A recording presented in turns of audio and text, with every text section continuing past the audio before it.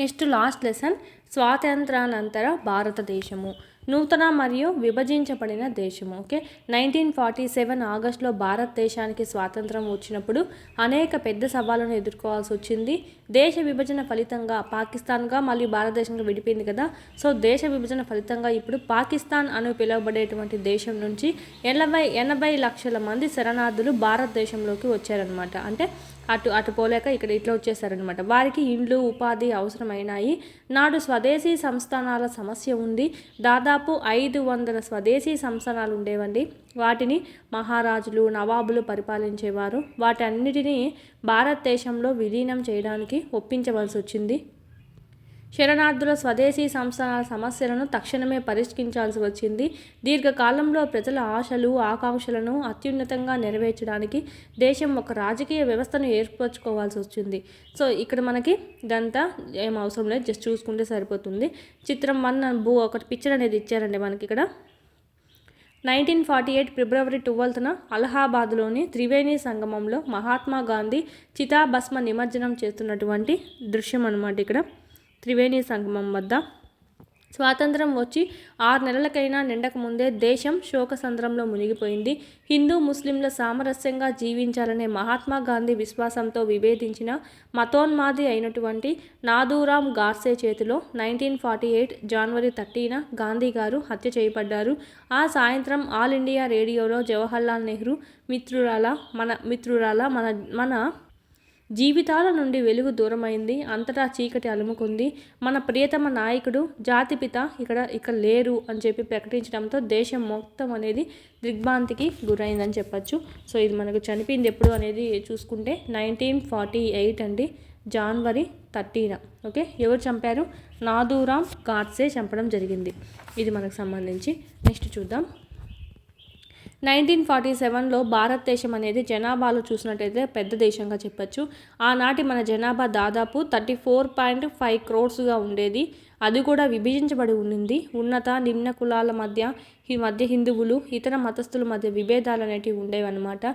ఈ విశాల భారతావనిలో అనేక భాషలు మాట్లాడే, అనేక రకాల దుస్తులు ధరించే వాళ్ళు, వివిధ ఆహార పదార్థాలు తినేవాళ్ళు, ఆహారం తినేవాళ్ళు, వివిధ వృత్తులు చేసేవాళ్ళు అందరూ ఉన్నారనమాట. వారందరూ కలిసి దేశంలోనే నివసించేవాళ్ళు. సమైక్యత అనే సమస్య, అభివృద్ధి అనే సమస్య కూడా తోడైంది.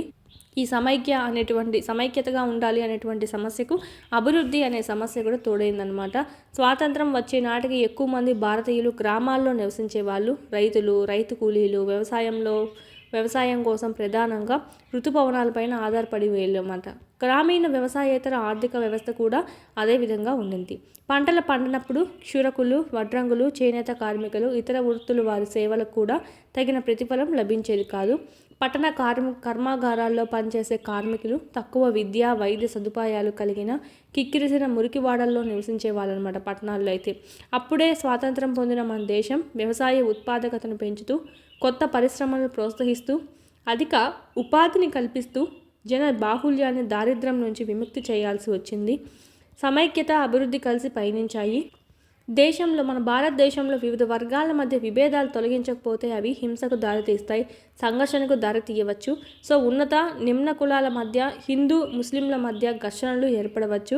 అదే సమయంలో అభివృద్ధి ఫలాలు ప్రజలందరికీ సమానంగా అందకపోతే అది సరికొత్త విభజనకు కారణమవుతుంది. ఉదాహరణకు చూసినట్టయితే ధనికులు పేదల మధ్య, పట్టణాలు గ్రామాల మధ్య, అభివృద్ధి చెందిన వెనుకబడిన ప్రాంతాల మధ్య విభజనలన్నీ ఏర్పడవచ్చు అన్నమాట. సో అందుకే రాజ్యాంగాన్ని ఒకటి ఏర్పాటు చేశారు. ఇవన్నీ సమస్యలు ఉండకూడదు అని చెప్పి రాజ్యాంగం రాయబడము. 1946 డిసెంబర్ 1949 నవంబర్ వరకు దాదాపు 300 మంది రాజ్యాంగ పరిషత్ సభ్యుల భారత రాజకీయ భవిష్యత్తు కోసం అనేకసార్లు సమావేశమయ్యారు. 1946 డిసెంబర్ నుంచి 1949 నవంబర్ వరకు. వీటిల్లో ఏమంటామంటే రాజ్యాంగ సభ సమావేశాలు అని చెప్పి అంటాం. న్యూఢిల్లీలో జరిగాయి. ఈ సమావేశాల్లో పాల్గొన్న వారు దేశం నలుమూలల నుంచి, వివిధ రాజకీయ పార్టీల నుంచి వచ్చారు. ఈ చర్చల ఫలితంగానే భారత రాజ్యాంగం అనేది తయారైంది. 1950 జనవరి 26న అమల్లోకి రావడం అనేది జరిగింది. రాజ్యాంగం అమల్లోకి వచ్చిన సంవత్సరం ఏది అంటే 1950 జనవరి 26. ఇంపార్టెంట్ బిట్ ఇది. సార్వత్రిక వయోజన ఓటు హక్కును కల్పించడం భారత రాజ్యాంగం వీటికి సంబంధించినటువంటి ఫుల్ క్లాసెస్ అన్నీ మీకు యాప్లో అందుబాటులో ఉన్నాయి. 3rd నుంచి 10th వరకు లెసన్ వైజ్ వీడియోస్ ప్లస్ పీడిఎఫ్స్తో సహా మీకు 500 రూపీస్కే మీరు ఇక్కడ పర్చేస్ అనేది చేసుకోవచ్చు. 3, 4, 5 ఈవీఎస్ అంతా మనకు యూట్యూబ్లో ఉండేది ఓల్డ్ కాబట్టి ఓల్డ్ డిస్ట్రిక్ట్స్ ప్రకారం ఉంది. సో ఇక్కడ మనకు న్యూ సిలబస్ న్యూ డిస్ట్రిక్ట్స్ ప్రకారం మీకు ఇక్కడ అప్డేట్ చేయడం జరిగింది. అదేవిధంగా 7th తెలుగు సంబంధించి మొత్తం కంప్లీట్ అయింది. 8th సంబంధించి కూడా మీకు యాప్లో అందుబాటులో ఉంది. 8th జాగ్రఫీ సంబంధించి, అదేవిధంగా మ్యాథమెటిక్స్ సంబంధించి అయితే మోస్ట్ ఇంపార్టెంట్ 9th మ్యాథ్స్కి సంబంధించి కూడా మీకు ఇక్కడ ఆల్ క్లాసెస్ అన్నీ సెమ్ 1 సెమ్ 2 కూడా మీకు అప్లోడ్ చేయడం అనేది జరిగింది. ఈ విధంగా 3rd నుంచి 10th వరకు 3rd to 8th మొత్తం ఉంటాయి. 9th 10th లింక్డ్ టాపిక్స్ అనేటివి మీకు అప్లోడ్ చేయడం జరిగింది. చూడండి, చాలా యూస్ఫుల్ అవుతుంది. పీడిఎఫ్స్ అనేటివి కూడా ఇక్కడ మీరు డౌన్లోడ్ చేసుకోవచ్చు. కంటెంట్ పీడిఎఫ్స్ మీరు మళ్ళీ టెక్స్ట్ బుక్ చదవాల్సిన అవసరం లేకుండా ఇక్కడే మీకు పీడిఎఫ్స్ కూడా డౌన్లోడ్ చేసుకుంటే మళ్ళీ టెక్స్ట్ బుక్ చదవాల్సిన అవసరం లేకుండా ఆడే మీకు క్విక్ రివిజన్ అనేది అయిపోతుంది. ఈ మీరు జిరాక్స్ కూడా చేసుకోవచ్చు.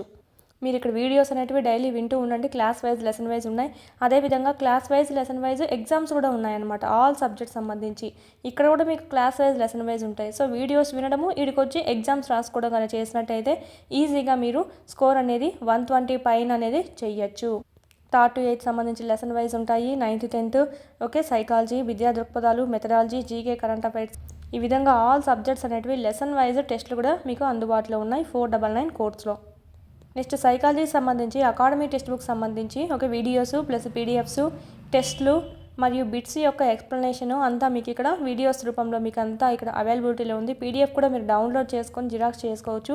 బుక్ దొరకపోయినా పర్లేదు, ఈ పీడిఎఫ్ అనేది మీకు డౌన్లోడ్ చేసుకొని జిరాక్స్ చేయించుకుని అది చదువుకున్నా కూడా మీకు సరిపోతుందండి. Same book. దీని నుంచే మనకు టెట్లో సంబంధించి అయితే 25+ బిట్స్ అనేటివి వచ్చాయన్నమాట అవుట్ ఆఫ్ 30 ఎవ్రీ సెషన్లో.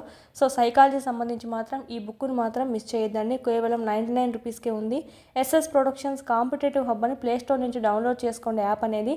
ఆ యాప్లో మీకు ఇక్కడ ఈ 3 కోర్సెస్ అనేటివి మీకు కనిపిస్తాయి. సో పర్చేజ్ చేసుకోండి, చాలా యూస్ఫుల్ అవుతుంది. డిఎస్సికి ప్రిపేర్ అయ్యే వాళ్ళ దగ్గర కంపల్సరీ ఉండాల్సిన కోర్స్ ఏదైనా ఉందంటే ఈ టెక్స్ట్ బుక్ సంబంధించి వీడియోస్ ప్లస్ టెస్ట్ సిరీస్ సంబంధించి. ఓకే, ఇదైతే మీకు మొత్తం టెస్ట్ సిరీస్ అనమాట. ఇదైతే మొత్తం మీకు వీడియో క్లాసెస్ అనేటివి కంటెంట్ సంబంధించి ఉంటాయి. ప్లస్ పీడిఎఫ్స్ అనేటివి ఉంటే డౌన్లోడ్ చేసుకొని జిరాక్స్ కూడా చేసుకోవచ్చు.